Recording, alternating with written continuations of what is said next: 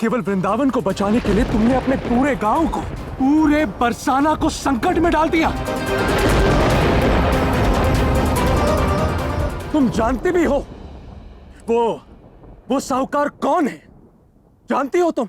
नहीं आया, मैं उन्हें नहीं जानती। और हाँ, उन्होंने अपनी पहचान बताने से मना किया क्योंकि वो अपनी पहचान गुप्त रखना चाहते थे।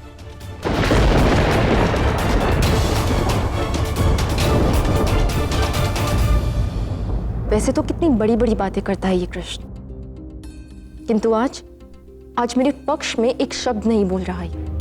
राधा रानी की, राधा रानी की, राधा रानी की।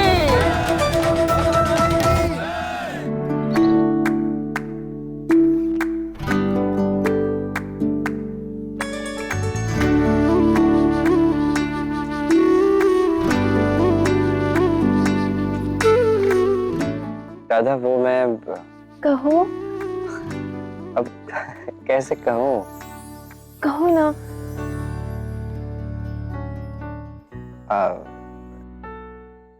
वो राधा इतना बड़ा ऋण ले तो लिया है, उसे चुकाएंगे कैसे?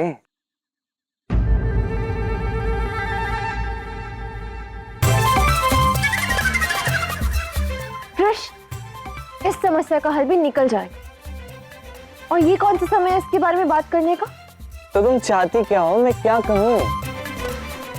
मैं चाहती हूँ कि केवल एक बार मेरी प्रशंसा कर दो और कहो कि मैंने जो किया है उचित किया है। कह दो ना।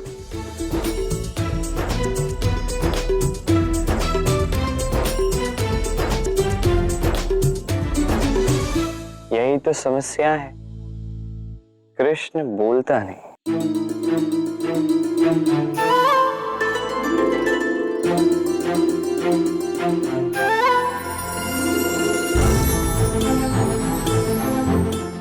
कृष्ण करता है राधा।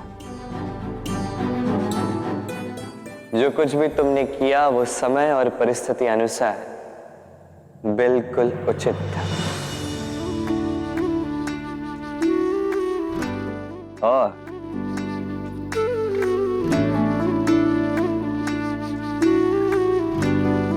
तुम्हारे लिए मेरी यही प्रशंसा होगी राधा। मेरे हाथों से बनी तुम्हारी प्रेम, तुम्हारे लिए विशेष खीर। तुम प्रेम हो, तुम प्रीत हो, मनमीत हो राधे मेरी मनमीत हो। तुम प्रेम हो, तुम प्रीत हो, मेरी बांसुरी का गीत हो। इतनी मधुर, सच में इतनी मीठी प्रशंसा तो मेरी आज तक किसी ने नहीं की। धन्यवाद कृष्ण।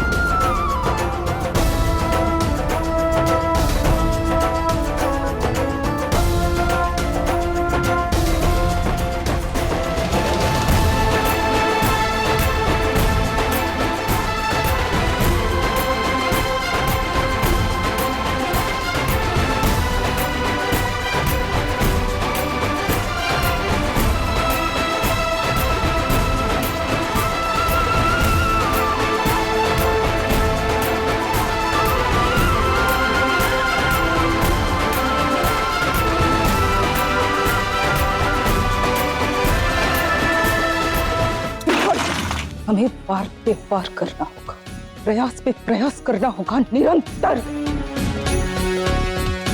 और हमारे पास अवसर भी तो है। ये जो वृंदावन वासियों की सुरक्षा के लिए राधा ने जो दांव खेला, उसे उसी के विरुद्ध पलटना होगा। हाँ, किंतु कैसे? वो जिन्होंने राधा को ऋण दिया, वो साहूकार कौन है, कहाँ है? ढूंढो उसे अयन।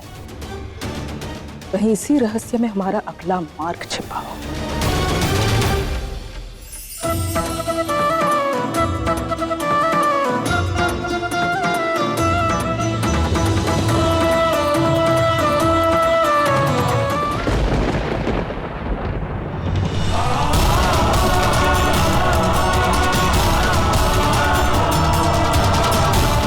आश्चर्य की बात नहीं है दाम। अहंकार में व्यक्ति हम का त्याग कर मैं की ओर बढ़ता है। राधा भी मैं की ओर ही जा रही है। जैसे कि हम सब जानते हैं कि हमें 500 बैलगाड़ी धान का ऋण चुकाना होगा, जिसके लिए हमें 1 माह के समय में पर्याप्त धन एकत्रित करना होगा।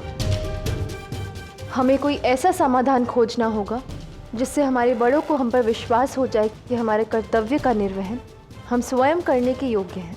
राधा रानी, मेरे विचार से हमें और मेरे पास एक हल है। तो तुम्हारे पास पहले से ही हल था?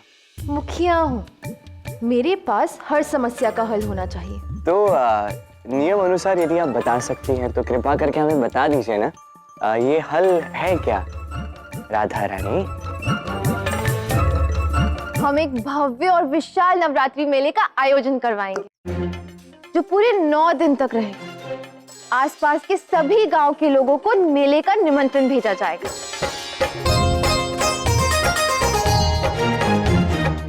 इस मेले में नृत्य होगा, प्रस्तुतियां होंगी, प्रतियोगिताएं होंगी। विभिन्न स्थानों की प्रसिद्ध वस्तुओं का हाट लगाया जाएगा।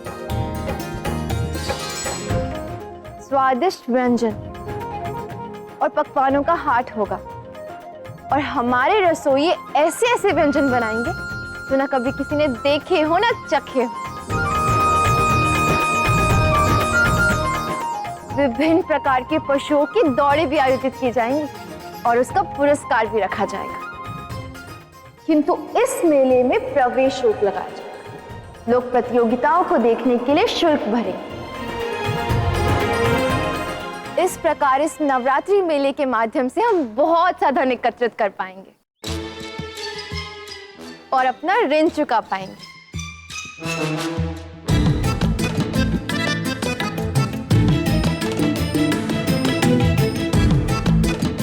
क्या हुआ?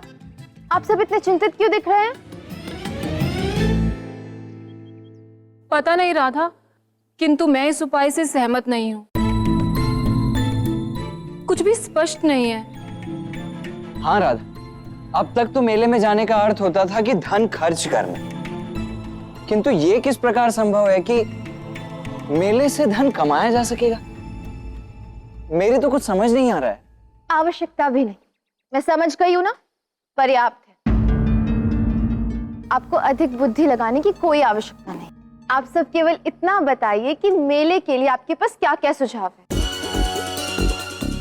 हम ऐसा क्या कर सकते हैं जिससे हम अधिक से अधिक धन अर्जित कर पाए? हाँ राधा, मैं अपनी वहां मिठाई की दुकान लगाऊंगी। दुकान का सुझाव तो मैंने पहले ही सोच लिया था। कोई और सुझाव दो। कान्हा, तुम्हें राधा की एक भी बात समझ आ रही? वो किसी की सुन ही नहीं रही है। उसके मन में जो आ रहा है वो वही कर रही। अरे मुझे ये समझ में नहीं आ रहा है कि जब किसी की सुननी ही नहीं तो ये सभा बुलाई ही क्यों? क्यों बुलाई? सावधान, राधा यहीं देख रही है।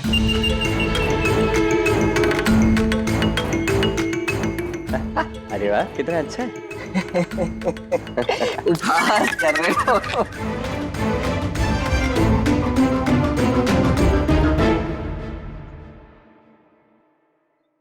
मेरे साथ हूं ना कर।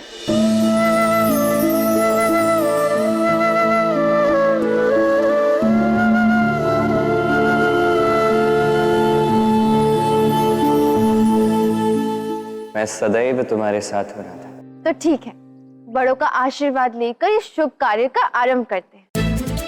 शुभ कार्य, हाँ आरंभ करते हैं। हाँ, आइए।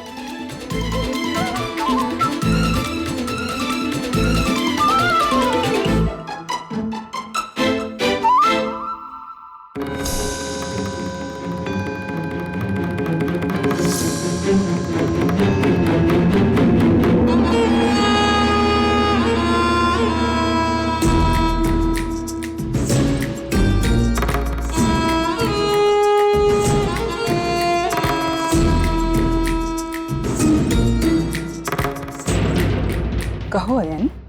माँ राधा के पास एक उत्तम योजना है।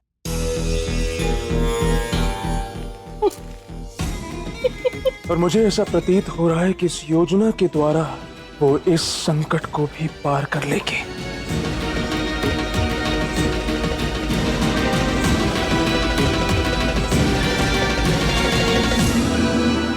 हमारी माँ के होते हुए राधा इस संकट से कभी नहीं निकल पाएंगी। तुम बस इतना करो अयन, राधा और उन साहूकारों के मध्य जो अनुबंध हुआ है, उस अनुबंध पत्र को प्राप्त कर लो। हमें भी तो पता चले कि वो मोहन दानी है कौन, जिन्होंने इतना सारा धन राधा को दे दिया, उसके उपरांत अपने नामों को गुप्त रखवा लिया। वो अनुबंध अयन शीघ्र अतिशीघ्र प्राप्त करो।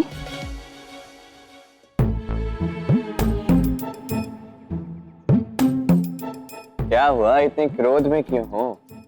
बताओ। कान्हा, तुम भली भांति जानते हो कि राधा जो कुछ कर रही है उसके परिणाम भयानक हो सकते हैं। उसके पश्चात भी तुम उसका साथ दे रहे और मुझे कह रहे हो कि मैं क्रोधित क्यों? तो अब मैं क्रोधित भी ना हूं। मैं मौन इसलिए हूं क्योंकि राधा का मन निश्चल है। बस अहंकार का पर्दा उस पर छाया हुआ, इसलिए कुछ बातें समझ नहीं पाए। पर कान्हा, यहां बहुत कुछ दांव पर लगा हुआ है। जानता।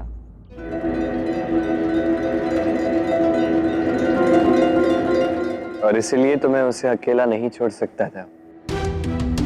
इस समय उसके अनुसार उसका लिया गया प्रत्येक निर्णय उचित ही होगा और हम में से कोई उसको ये समझा नहीं पाएगा कि वो गलत है।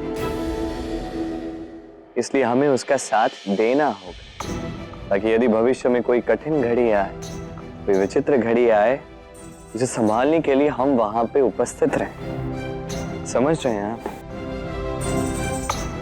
पर कान्हा, ये नवरात्रि मेला ये पूर्णतः असफल होगा, ये तुम जानते हो ना कान्हा। अब इस मेले का भाग्य पूर्णतः राधा के अभिमान पर निर्भर करता है। यदि उसे ज्ञात हो जाता है कि उसे अब सहायता की आवश्यकता है, उसे ज्ञात हो जाता है कि उससे कोई गलती हुई है, कदाचित तब वो अहंकार से ऊपर उठकर सबकी सुनने लगे। इस संकट से ऊपर उठने का यही एकमात्र मार्ग है।